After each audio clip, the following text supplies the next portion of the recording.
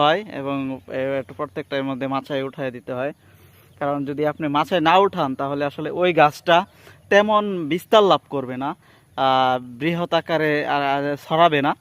তো সবাই আপনারা যারা সিম চাষ করবেন তারা ওই পেঁচিয়ে যাওয়াটা যত সম্ভব লক্ষ্য রাখবেন এবং এটাকে ছড়ায়া দিবেন, বিভিন্নভাবে ছড়ায়া দিবেন, তাহলেই আসলে আপনার গাছটা সুন্দর এরিয়া বিস্তার লাভ করবে এবং আপনার ক্ষেতটাও সুন্দর হবে এবং ফলনটা খুবই বৃদ্ধি পাবে।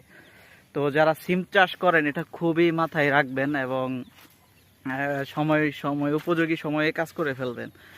তো বন্ধুরা, সবাই ভালো থাকবেন, সুস্থ থাকবেন এবং পরবর্তী ভিডিওর জন্য অপেক্ষা করুন।